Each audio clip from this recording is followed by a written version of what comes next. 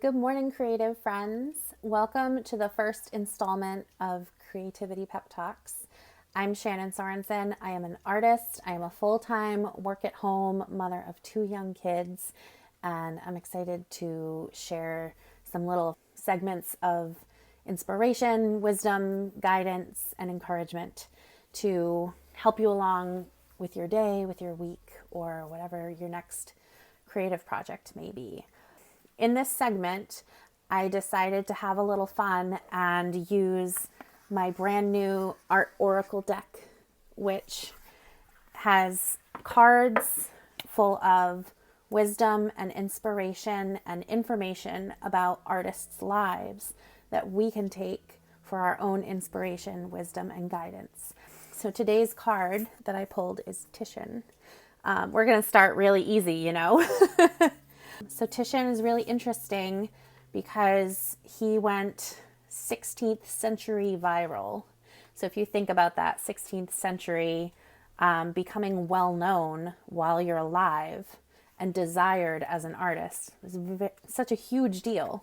In this day and age, we maybe can go viral for 0.1 second. But on the other hand, we have access to sharing our message in different ways. So actually the first bit of advice, so these cards have advice for life, for work, and for inspiration. And they're all based on each artist's life and work, things that they struggled with, things that they experienced that we can take as guidance and wisdom in our own lives. All right. So our life inspiration and guidance from Titian is to go viral, not bacterial. All right, so Titian died from complications from a plague, which, okay, look at the world we're living in now. Did not expect this in 2020 and 2021, but go viral, not bacterial. The way I'm thinking about that is take your work, take your message, take what you want to do in the world and spread it. Get it out there, all right? I'm not talking about germs. I'm talking about your message, your inspiration, what you want to do to change the world, to make it better. And this doesn't have to be viral in a sense of being famous and well known across the world, but maybe it's in your community, in your direct community, in your town, in your school, in your work community. There's so many different communities in your online communities. Spread your message, do what you can with what you have to share your work and maybe change lives and maybe make the world a better place. But don't be bacterial. Don't do damage. Don't harm people. Don't use your power and your authority to negatively influence people. Do all the good in the world that you can. All right. So the next bit of advice is for our work. Our work guidance for today is a flattered client is a repeat client. So Titian had, because of his notoriety and his viral 16th century popularity, he had a lot of high-end clients. He was an artist he painted a lot of portraits for VIPs, so Vatican and high up there in, social circles, I imagine. But he took good care of his clients. He made sure that they were happy. He made sure that he was catering to them. So if you are a business owner, if you're an artist, if you're an entrepreneur, how are you catering to your clients? How are you catering to your audience and your fans and your followers? How are you not just catering to them, but how are you caring for them? How are you making sure that you're speaking to them and not just trying to reach everyone in the world, but really focusing in on the people who are paying attention, who are going to support you, who are going to make purchases from you? How are you focusing on them to make sure they feel seen and heard and cared about, right? It goes so many directions. It goes both ways. We want to be supported, but the people who support us want to be seen. So think about that. That's a good one. And then our inspiration for the day. I love this. Your personality can be as colorful as your canvas. Your personality can be as colorful as your canvas.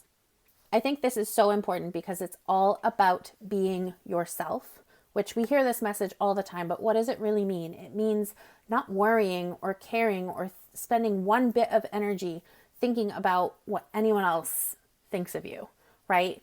I think we tend to bend and change ourselves so that we fit in better, so that we maybe don't stand out as loudly and colorfully as we really are as human beings. In high school, I used to wear leopard print. I wore velvet purple pants. I had a crazy wardrobe, an outlandish personality.